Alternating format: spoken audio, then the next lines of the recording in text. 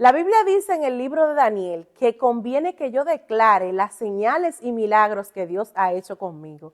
Y hace más de 7 años yo tengo en mi corazón el entrevistar personas que tengan un testimonio de parte de Dios para que puedan compartirlo con mucha gente. Y para este tiempo Dios ha permitido que esto se realice. Por eso quiero hoy compartir contigo este sueño hecho realidad y se llama Lo que Dios hace. Este es un programa en el que vas a escuchar y ver testimonios de lo pequeño y lo grande que Dios ha hecho en diferentes personas. Así es que te invito a que apoyes el canal. Así es que dale like, suscríbete y comparte para que estas palabras de poder lleguen a muchos y que su fe pueda ser aumentada.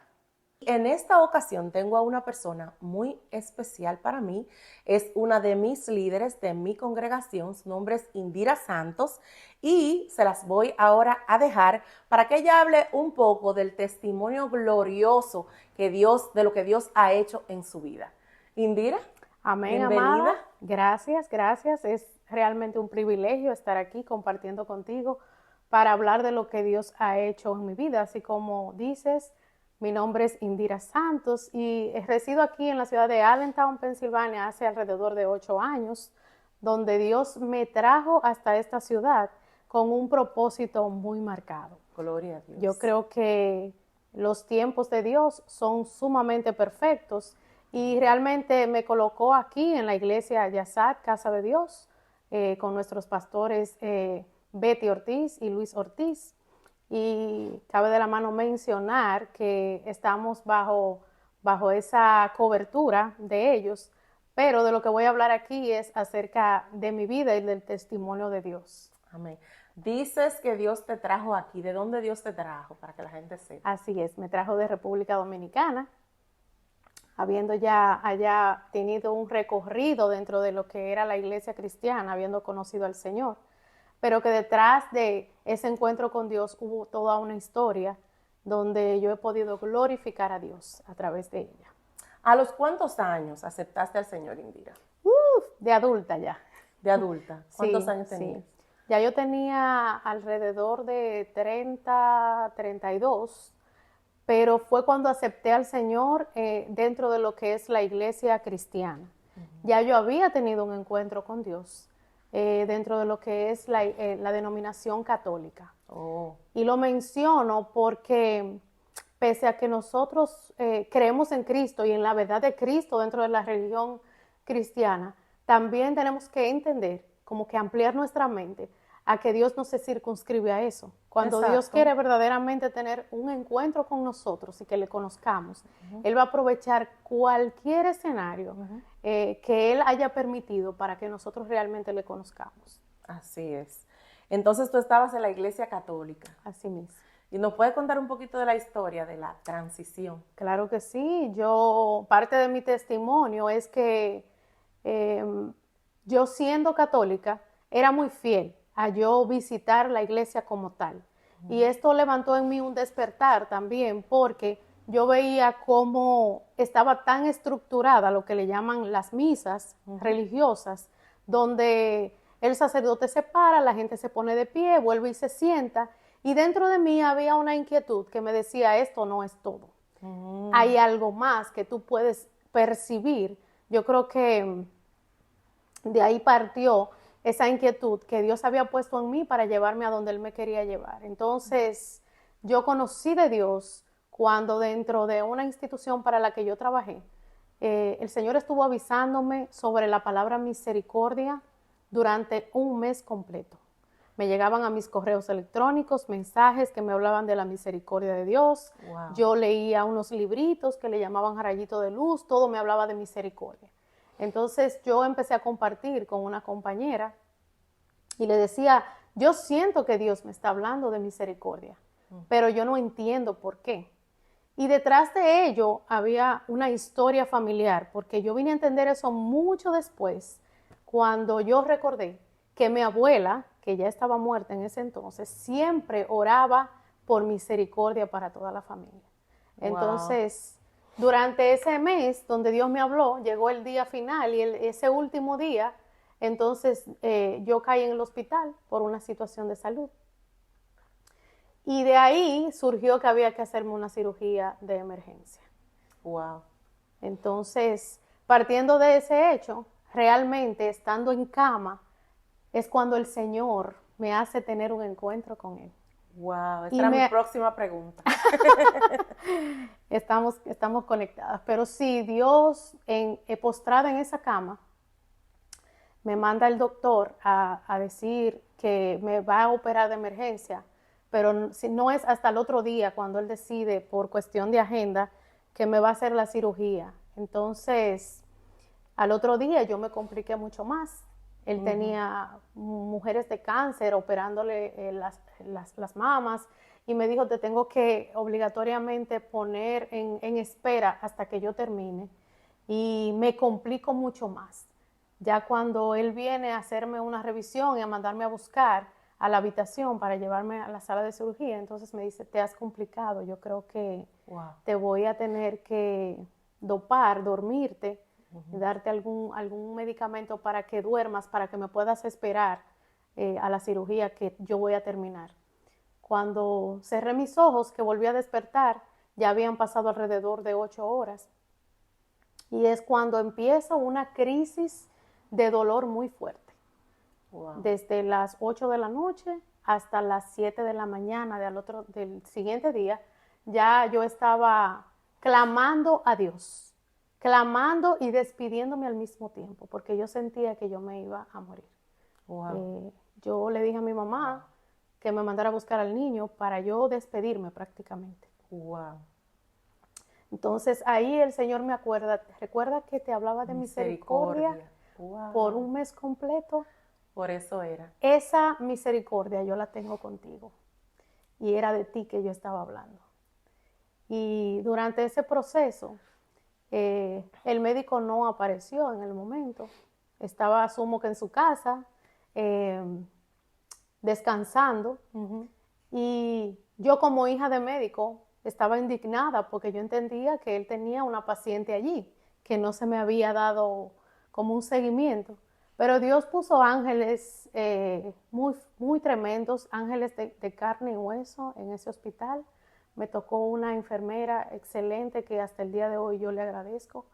Ella me dijo, no te puedo medicar más porque estaría violentando las normas de un postquirúrgico, entonces te tengo que dejar así. Yo, sin embargo, te voy a poner algo intramuscular cuando den las 7 de la mañana para que el dolor cese. Entonces, era una cirugía no ambulatoria, pero de estas que son como 24 horas para darte de alta, porque era a láser. Y entonces, cuando el médico ya me quiere hacer la prueba para darme de alta, entonces te dan un poquito de agua para probar a ver si tú la toleras. Resulta ser que él dice, vengo en 20 minutos, ve otro paciente y te firmo para que te vayas a casa. Cuando él regresa, ya yo estoy inflada, ya yo no puedo respirar, ya se escucha que jadeo. Entonces él me mandó a caminar y parece que la caminata me infló más y perdía oxígeno. Entonces cuando él me vio me dijo, no, definitivamente no te voy a dar de alta. Te voy a mandar a hacer una tomografía de emergencias. Y efectivamente, cuando me suben, que llegan los resultados, ya conmigo estaba un equipo de médicos, gastroenterólogos, intensivistas, el cirujano, tanque de oxígeno, todo un aparataje que ameritaba la situación. Yo misma me quedé en shock porque yo creía que lo peor había pasado después de la cirugía y todo el dolor. Pero no fue así. Yo duré 10 días interna, 10 días donde todos los niveles que un organismo pueda tener descontrolado, lo tenía yo. El azúcar disparada, la amilasa y la lipasa, todas las sustancias químicas, el sodio, yo recuerdo que eran tantas que no las puedo mencionar porque los términos no me los sé todos, pero sí recuerdo que me dijeron tu páncreas está necrotizado más de un 50%. Wow. Quiere decir que ese órgano hizo una autoputrefacción él mismo. Pero el 50%. Más del 50%. Wow. Pero él solo se iba a regenerar si era de Dios. Yo solamente estaba agarrada de esa palabra misericordia. Y si el páncreas no funciona, pues no funciona Ya. muchas cosas no funcionan, porque entonces lo que el cuerpo hizo fue como desarrollar un mecanismo de defensa para salvarse a sí mismo.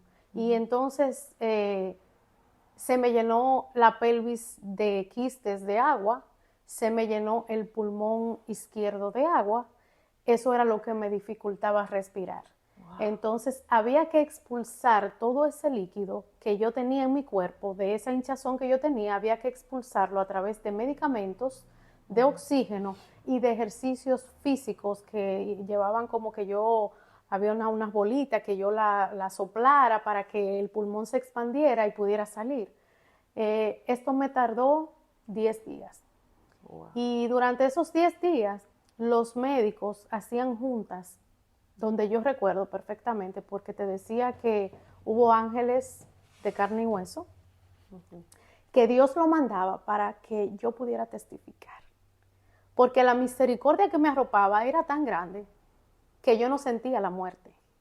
Wow. Todo lo que había, los médicos eran los que estaban como sorprendidos de que, pero tiene que haber algo que no la ha matado.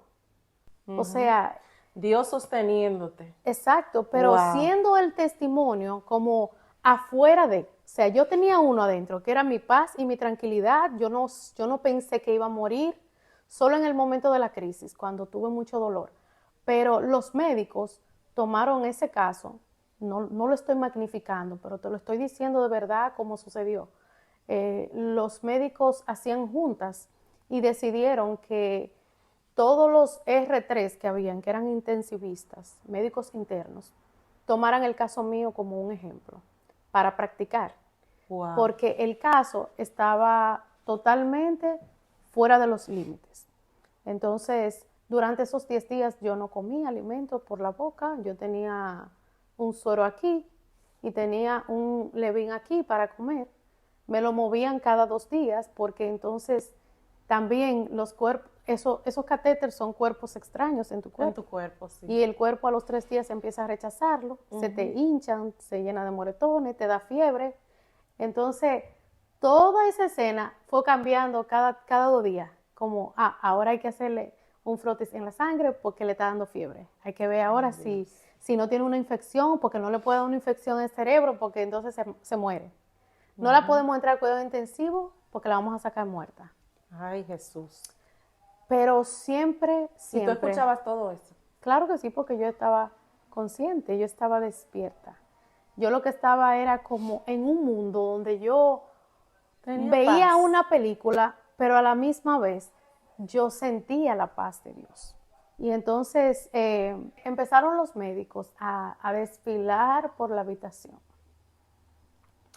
Y desfilaban y preguntaban, ¿tú eres Indira Santos? Y yo, sí. Wow. Una de ellas se me acercó, que esto es lo más poderoso de Dios. Y la recuerdo, me dice, amada, tú eres un milagro de Dios.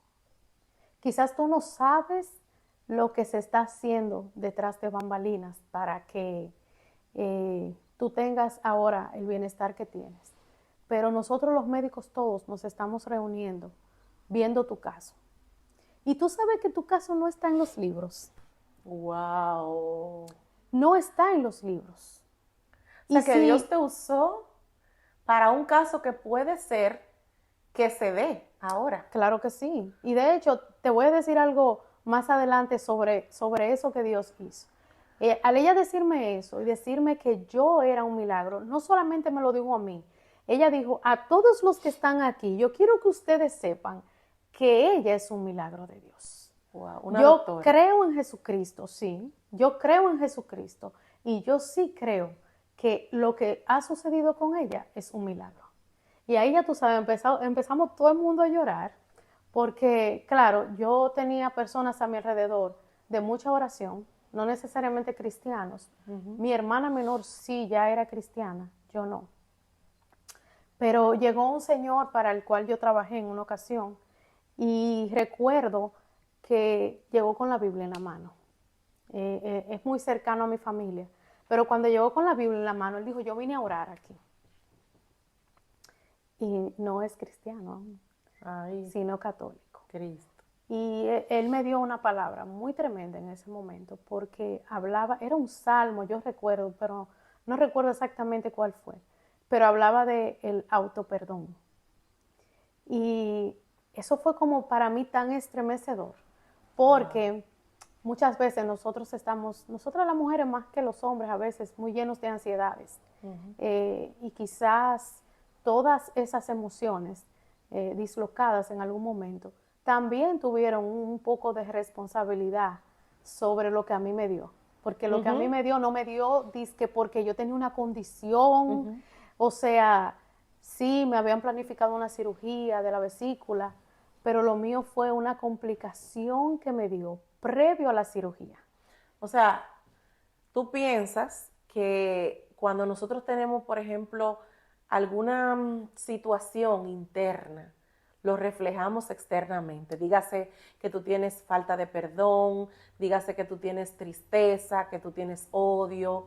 Claro que sí, definitivamente las emociones eh, guardadas, las que no nos damos el tiempo de sentirlas, de vivirlas, de darles un momento, de dejarlas salir, en algún momento van a pelear con tu cuerpo. Sí. Porque es que nosotros queremos siempre como pasarle paño de agua tibia y obviarlas totalmente.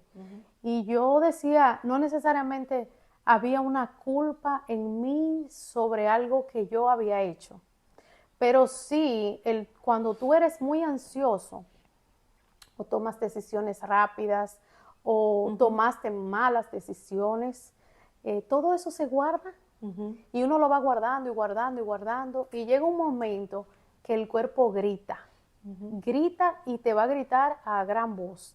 Entonces yo digo que en mi caso, al yo ser ansiosa, como yo siempre fui dinámica, yo no me detenía. Entonces, en un momento ya yo entendí, años después, porque estábamos buscando, mi familia buscando culpables, buscando una mala práctica, porque puede ser que la hubiera en el momento. Sí, puede ser. Pero en ningún momento yo culpé a nadie. Yo dije, esto pasó porque Dios tenía un propósito y su propósito muy probablemente era llamar mi atención porque ya Él Definitivamente yo lo creo. tenía un par de años tratando de llamarme y yo estaba distraída. Y entonces, ¿cómo fue que tú recibiste el llamado de Dios en ese momento? Porque me imagino que fue en ese momento. En ese momento fue el encuentro que tuve con Dios. Mi corazón salió de ahí agradecido nivel Dios. O sea, esa gratitud que te devuelve la vida, porque yo sé que me vi con un expediente de muerte, con un expediente que básicamente lo que indicaba era que me iban a sacar de ahí en una caja. Entonces, al yo salir de ahí ya, habiendo... Prácticamente. Sí, prácticamente sana, yo dije, no, lo que me resta de aquí es agradecer Así es. y entregarle mi vida al Señor. Y qué bueno que tú agradeces que los médicos, ¿verdad? Dios los haya usado para sanarte y todo eso, porque hay personas, cristianos, hermanos, que creen que si Dios te sana es cuando Dios te sana Él. O sea, que tú no tienes que tomar medicamentos, que tú no tienes que usar a un doctor, ni nada de eso. Qué bueno que también entendamos que Dios sana a través de los doctores. Sí, así es.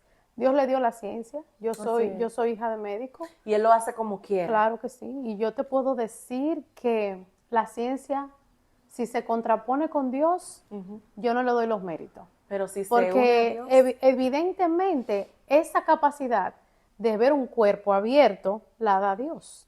Mi papá es médico, mi papá salvó muchas vidas. Sin embargo, no necesariamente él creía que era un milagro de Dios. Él prefirió pensar que hubo una mala práctica a decir en ese momento que Dios lo hizo. Porque realmente quedaron secuelas en mí. Yo la descubrí ya 2, 3 meses después. Pero es normal, nunca porque se me dijo, por algo muy claro que sí, fuerte. Nunca se me dijo que iba a haber una consecuencia inminente que cambiara mi vida. Y ya eso fue otra historia. ¿Y cuál fue la consecuencia? La consecuencia realmente fue que mi cuerpo se quedó con diabetes. Hasta el sol de hoy, yo sigo dando gracias a Dios. entiendo que la enfermedad no me pertenece, Así es. pero he tenido que aprender a manejarla en muchos sentidos, porque al principio yo peleaba conmigo, yo le cuestionaba a Dios, porque yo quedé insulino dependiente, no como otro tipo de diabetes que hay, que es simplemente con pastillas y controlar la comida era suficiente. Yo dependo de la insulina. Primero dependo de Dios, De Dios. pero dependo de la insulina. Y realmente para mí el aceptar esa consecuencia fue demasiado fuerte porque en ti, en el cuerpo, había un choque, tú sabes, y había una no aceptación también. O sea, yo viendo una doctora ya después para controlarme, me dijo, tienes que usar este medicamento y te vas a quedar ciega por 3 meses. Y yo no le podía ver la cara a mi hijo. Y eso me chocó, eso me deprimió muchísimo. Y eso es una prueba porque nos pone a cuestionar a Dios. No, y sobre todo, nos pone a depender de Dios. Y nos pone a Sí. depender de Dios, pero ya como en segunda, ¿sabes? Sí, En segunda parte. claro Porque que la sí. primera parte, lo primero que te llega es, pero Dios, tú eres todopoderoso. Así mismo. Yo recuerdo que la doctora diciéndome, las lágrimas saliéndome, y yo dije, pero ella es una cruel, o sea, que me está diciendo esto. Pero definitivamente, el yo no verle la cara al niño, yo no poder, tú sabes, ver sus detalles, yo no poder cortarle las uñas. Manuel tenía apenas 3 años cuando eso pasó. Eh, yo decía, y todos los días tener que puncharme, o sea, ¿por qué? No, entonces batallé mucho para poder aceptar eso. Yo decía lo mismo porque yo tengo medicamentos de por vida con el hipotiroidismo y yo decía lo mismo. Sin embargo, el mismo Dios fue quien me mandó a decir con alguien a través de una revelación que yo tenía que tomarme la pastilla.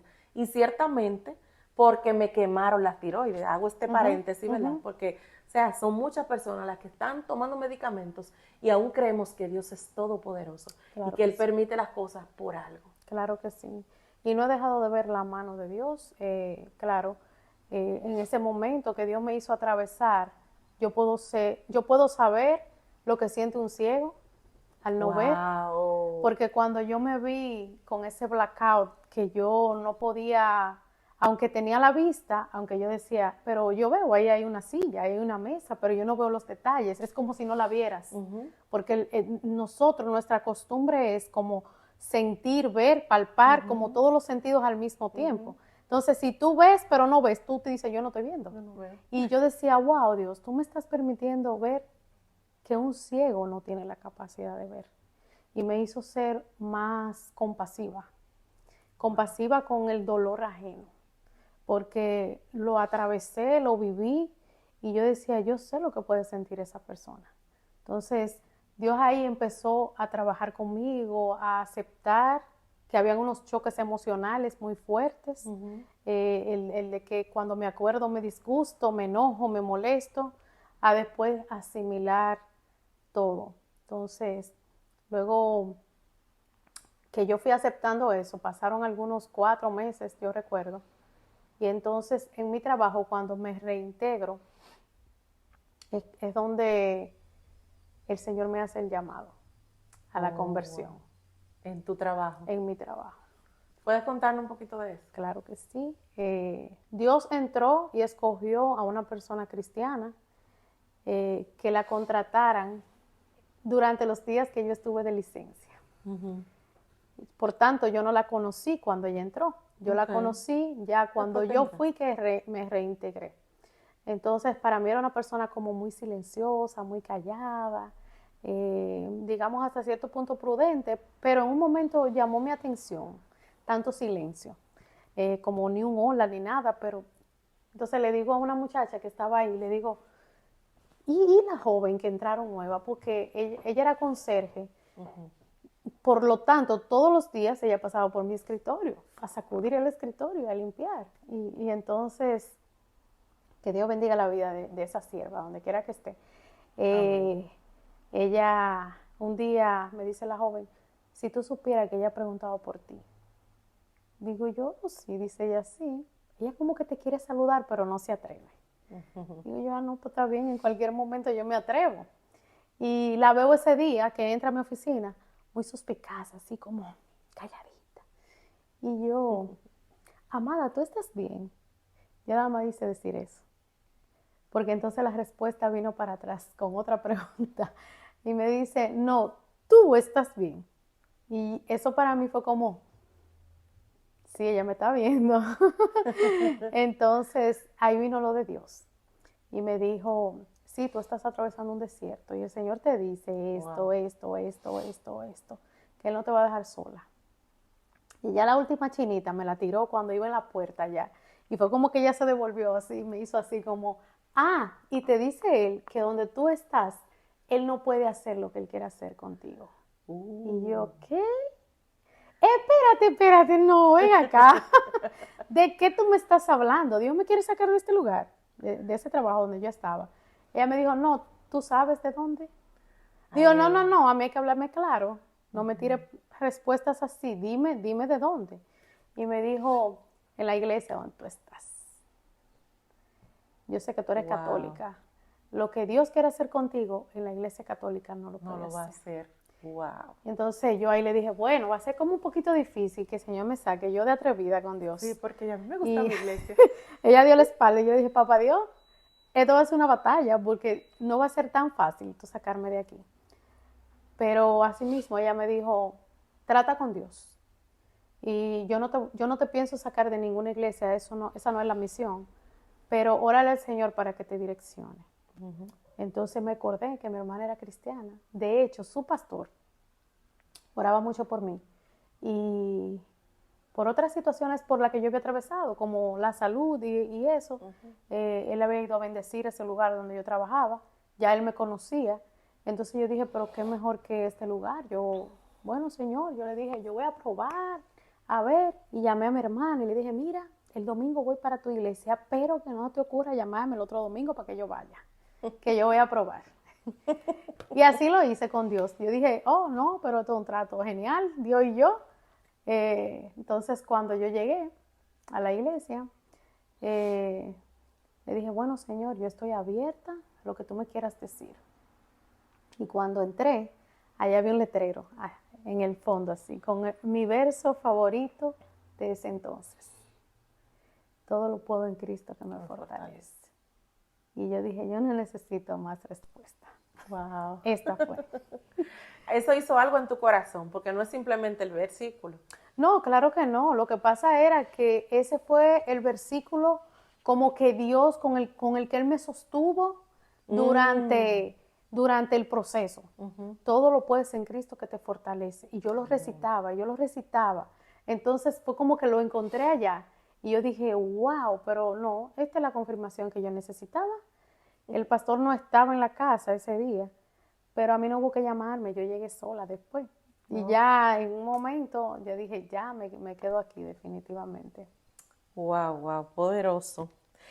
Indira, ¿cuál ha sido, entiendes que lo que pasaste de la enfermedad ha sido tu mayor desierto en Dios?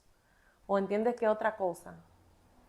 Yo creo que hay desiertos que vienen por etapas, porque Dios no lo hace todo, aunque Él tenga la soberanía de hacerlo todo de inmediato. Entonces hay procesos que son para una estación, desiertos que son para una estación, donde Dios te saca, te habla, te traslada incluso a otra temporada, pero lo tenemos que atravesar. Entonces van a llegar otros desiertos como retos en tu vida, que vuelven a ser quizás para aterrizarnos otra vez, quizás para mantenernos a raya. El que diga que tiene una vida cristiana plena y en total línea recta, o sea, que me diga dónde es para que vayamos todos para allá. Pero definitivamente, incluso hasta en el mundo espiritual, los retos y esos desiertos van a llegar. Lo que nosotros tenemos que saber es que de quién estamos agarrados en medio del proceso. Amén. Porque yo al llegar aquí también viví otro desierto y no estamos exentos nunca. Y no es necesariamente porque tú te despegues de Dios, no es necesariamente porque estés en pecado, estés en desobediencia, es que son necesarios. son necesarios para nuestra vida espiritual. Aún estando dentro de la iglesia, el Señor te va a hacer caminar por ellos, porque es como que tú vas desbloqueando niveles. Si te hace falta amor, el Señor te va a atravesar por un desierto para que tengas ese amor. Si tú tienes un ministerio, Dios te va a hacer atravesar por un desierto para que tú valores eso. Entonces, yo siempre he creído, no es que estoy a la expectativa todo el tiempo de que viene otro desierto ahí, preparémonos. No, a veces te cogen hasta fuera de base los desiertos. Ay. Pero siempre que uno sepa que las promesas de Dios están activas esperando a que nosotros nos ubiquemos en ella, la victoria es segura. Amén. Es segura. Decía por ahí, lo sigue diciendo nuestra pastora, que el propósito de Dios en nuestras vidas es sí o sí. Eso marcó mucho mi vida porque uno entiende como cristiano que por nuestro comportamiento, por la manera en que nosotros vamos a hacer que Dios se tuerza, Dios diseñó ya lo que es para nosotros. Así es. Nosotros lo atrasamos, está ahí diseñado, listo, pero si nosotros nos desviamos del camino, si tú tienes la visión de que tú eres cristiano y que tú vas a seguir por ahí, pero si tú tomaste la dirección que no es, entonces evidentemente tenemos que atravesar procesos, procesos que nos van a llevar a nosotros a conocer más profundamente a Dios, porque a veces no valoramos cuando la cosa la obtenemos muy fácil. Tan fácil, así es. Wow, eso es así.